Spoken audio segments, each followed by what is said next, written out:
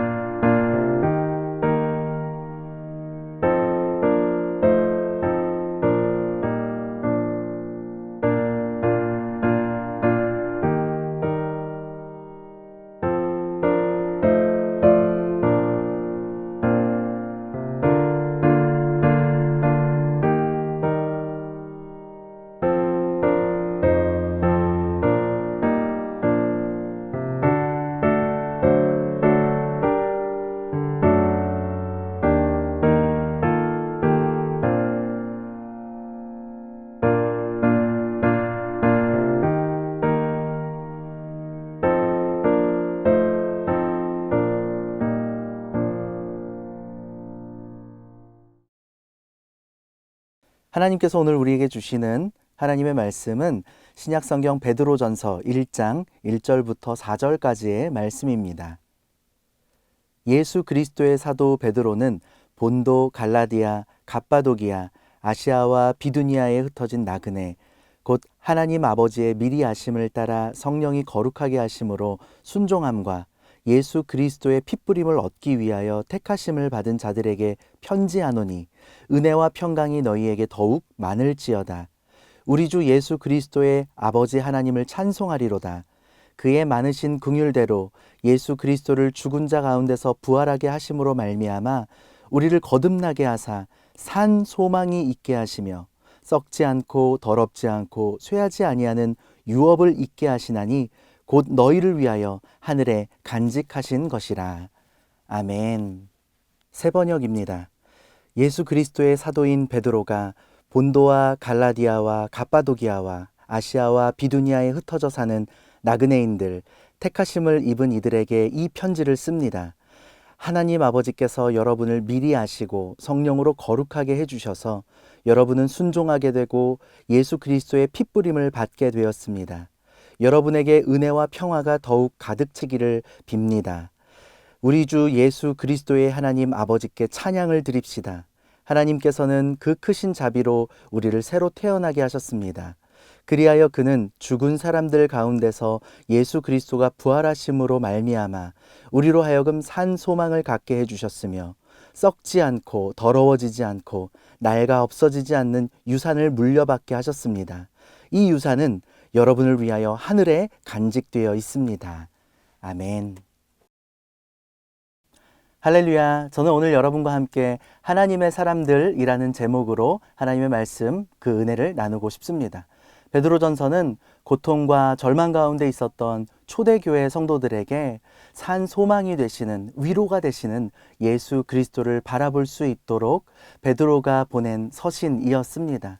오늘 함께 나누는 말씀을 통해서 여러분들의 가정과 여러분들의 삶 가운데에 예수 그리스도의 은혜와 위로가 함께 하시기를 주님의 이름으로 축복합니다. 사랑하는 여러분, 우리는 누구입니까? 우리는 하나님의 사람들입니다. 아멘이십니까? 하나님의 사람들에게는 여러 가지 특징이 있지만 오늘 우리가 읽었던 본문 베드로전서 1장 1절로부터 4절까지의 말씀 가운데에 세 가지 특징을 함께 살펴보기를 원합니다. 첫 번째, 하나님의 사람들은 어떠한 사람들입니까? 첫 번째로 하나님의 사람들은 택하심을 입은 하나님의 사람들이라는 것입니다. 여러분, 택하심을 입었다는 것이 무엇입니까? 하나님께서 여러분들의 삶을 불러주셨다는 것입니다. 우리가 하나님을 선택한 것이 아니라 하나님의 사랑이 우리를 찾아오셨습니다. 주님이 그 사랑으로 우리를 선택하여 주셨습니다. 우리가 오늘 하나님을 믿고 예배하는 가정 가운데 있게 된 것, 그리고 오늘 우리가 이 자리에서 하나님을 예배할 수 있는 믿음을 갖게 된 것, 그것 다 우리의 노력과 공로가 아닌 하나님의 부르심과 선물하신 택하신 은혜라는 사실을 여러분 잊지 마시기를 주님의 이름으로 축복합니다. 요한 1서 4장 10절에는 이렇게 기록되어져 있습니다. 사랑은 여기 있으니 우리가 하나님을 사랑한 것이 아니요 하나님이 우리를 사랑하사 우리 죄를 속하기 위하여 화목제물로 그 아들을 보내셨음이라. 아멘. 하나님의 사랑이 여러분들을 부르시고 택하시고 여러분들을 감싸 안고 계시다는 그 사실을 믿는 사람들, 우리가 택하심을 받은 하나님의 사람임을 믿는 사람들, 그것이 바로 저와 여러분들인 줄로 믿습니다. 주님의 십자가 보혈로 핏부림을 얻기 위하여서 그 구원의 자리로 부르심을 받고 택하심을 받은 여러분들, 주님의 이름으로 사랑하고 너무너무 축복합니다. 우리 말씀을 믿으면서 자기 자신에게 혹 같이 예배하고 계시는 가족분들에게 이렇게 선포해 주시지 않겠습니까? 하나님께서 당신을 선택하셨습니다. 한 번 더, 하나님께서 당신을 부르셨습니다. 아멘. 여러분, 부르심, 선택함을 받았다, 택하심을 받았다는 것은 부르심을 받았다는 말과 같은 단어인데, 여러분, 부르심이라는 것이 무엇입니까? 하나님께서 우리를 삶의 어떠한 자리로 불러주셨습니까? 때로는 우리가 기대했던 자리, 우리가 사모하고 좋아하는 자리로 불러주실 때도 있지만, 때로는 피하고 싶은 자리, 때로는 정말 만나고 싶지 않은 사람과의 만남으로, 혹은 감당하기 힘든 부담스러운 자리로 우리를 불러주실 때도 있지 않겠습니까? 택하심을 입은 하나님의 사람들이여, 주님께서 여러분들을 부르시고 택하셔서 맡기시는 모든 자리 가운데 감사함으로 순종하시기를 주님의 이름으로 축복합니다. 너희를 부르신 이는 미쁘시니 그가 또한 이루시리라. 주님께서 행하여 주시고 주님께서 책임져 주시고 택하신 하나님의 백성들을 지켜주실 줄로 믿습니다. 두 번째, 하나님의 사람들은 어떠한 특징을 가지고 있을까요? 4절의 말씀 한번 같이 읽어보았으면 좋겠습니다. 썩지 않고 더럽지 않고 쇠하지 아니하는 유업을 있게 하시나니 곧 너희를 위하여 하늘에 간직하신 것이라. 아멘. 사랑하는 여러분, 우리는 누구입니까? 유업을 잇는 사람들입니다. 이 유업을 잇는다는 말은 무엇입니까? 쉽게 말해서 상속자들이라는 뜻입니다. 하나님의 사람들은 하나님의 유업을 잇는 하나님의 자녀들인 줄로 믿습니다. 자녀됨의 권세가 어디에 있겠습니까? 아버지의 집을 내 집이라고 편하게 다른 사람들에게 소개할 수 있는 능력이 아니겠습니까? 비록 제 힘으로, 나의 힘으로 구입한 나의 집이 아니라고 할지라도 저희 아들이 친구들에게 우리 아빠 집에 놀러와 라고 말하지 않고 우리 집에 놀러와 라고 말할 수 있는 능력은 바로 자녀됨의 권세로부터 나오는 것입니다. 예수 그리스도의 그 이름을 믿는 자들에게는 하나님께서 그 자녀가 되는 권세를 주셨다고 성경은 우리에게 약속하고 있습니다. 사랑하는 여러분, 하나님의 자녀된 권세를 누리시기를 주님의 이름으로 축복합니다.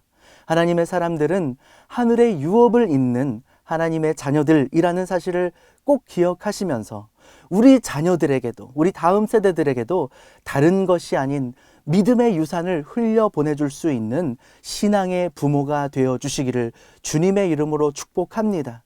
세상 사람들은 물질을 이어받습니다. 집을 이어받습니다. 재산을 물려받습니다.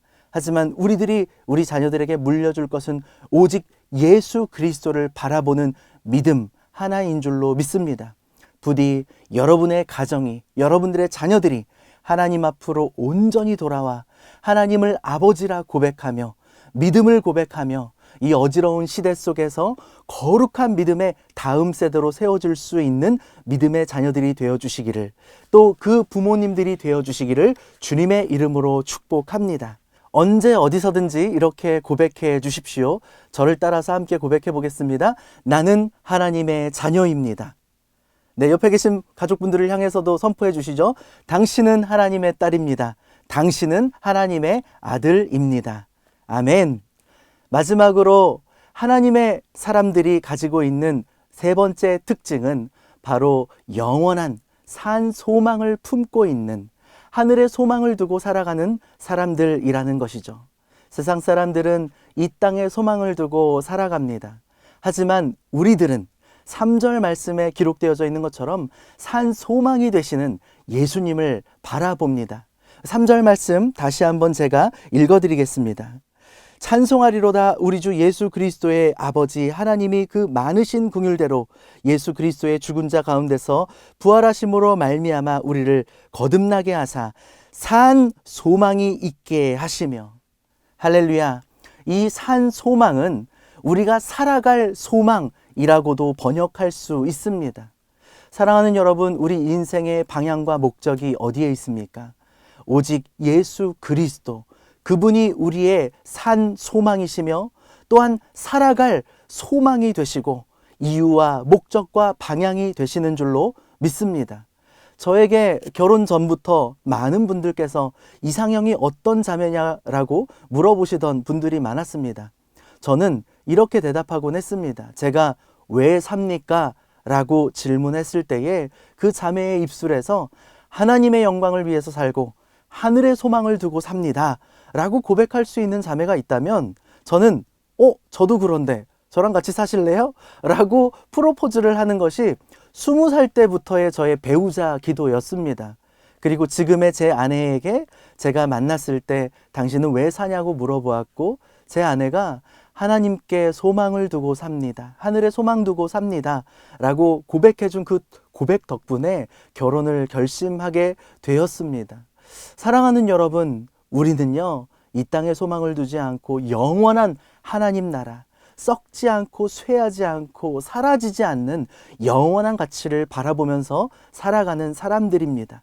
하나님의 사람들이란 이 땅에 소망을 두지 않고 영원한 하나님 나라를 보면서 하나님 나라를 향해서 오늘도 한 발자국 한 발자국 걸어가는 사람들인 것을 여러분 꼭 기억하시면서, 여러분 우리의 소망이 우리 이 물질에 있지 않습니다. 또 권력에 있지 않습니다.